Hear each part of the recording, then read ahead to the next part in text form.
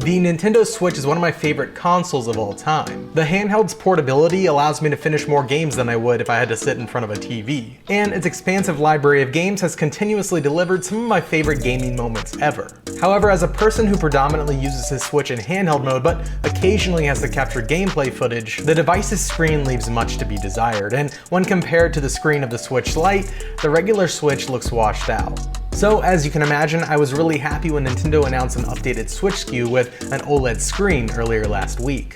This new Nintendo Switch OLED model boasts a 7-inch OLED screen, a refreshed dock with a LAN port, a more stable kickstand, an improved audio experience, and a bolstered internal storage capacity of 64 gigabytes. And no, to some of the internet's dismay, this updated Switch model will not support 4K resolution while docked or 1080p while in handheld mode. But as somebody who spends 95% of his time on the Switch playing on the go or just on the couch while watching Netflix, I'm more than okay with this incremental upgrade to the base Nintendo Switch, especially when you consider its reasonable price increase of only $50. However, despite my overall excitement for the Nintendo Switch OLED, there's still a lot of room for improvement. So here are the 5 features Nintendo still needs to implement to modernize their hybrid console.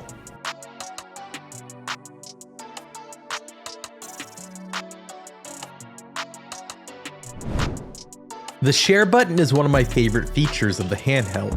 You can snap a screenshot by tapping the button once, or record a 30-second gameplay clip by holding it down. It's a great feeling knowing that when I pull off something special in the game, I can easily save a clip to share with my friends. I often use my PS5 and Xbox's capture functionality to record supplementary gameplay for YouTube videos, but due to its outdated recording format, the Nintendo Switch falls short in these situations. The handheld can only record 30-second video clips at 720p, 30 frames a second, in an H.264 format, which is pretty much useless in today's content creation landscape. It'd be nice if Nintendo improved the device's capture settings by supporting clip resolutions of up to 1080p. I know Nintendo goes by the beat of their own drum, but it's a shame that the PS5 and Xbox Series X can both internally capture 4K gameplay with a pretty decent bitrate, while Nintendo doesn't even support 720p recording across its full library of games.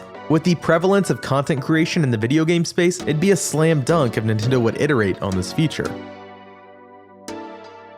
For a console that's sole conceit is to provide an at-home gaming experience, whether on the couch or on the go, it's perplexing to me that the Nintendo Switch still doesn't support Bluetooth audio. I carry a normal set of earbuds at all times in my Switch case, which works great for handheld mode, but you're straight out of luck if you want to use those same earbuds while in docked mode. Of course, you could buy a third-party headset that comes with a wireless USB dongle, but they're often expensive and uncomfortable compared to other options. Plus, most of us have already invested in headsets that we enjoy, whether for gaming or music listening, and the last thing we want to do is buy another one for the very specific use case of playing the Switch while in docked mode. And even if you are willing to shell out the extra cash for just the standalone dongle, they're easy to lose and are a hassle to carry around.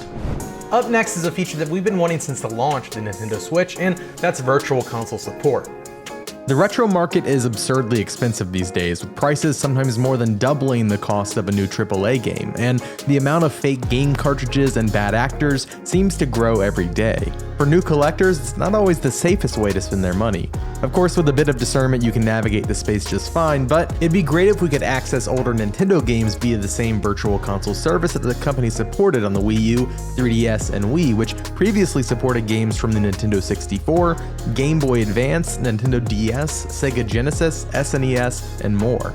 Sure, the complaint of having to buy Super Mario World and Zelda: A Link to the Past on every new Nintendo device is valid, but for the folks who haven't been able to play those older games, whether due to timing or just finances, the virtual console service was a great way to explore a significant portion of gaming history at an affordable price, and I would love to see this service on the Switch.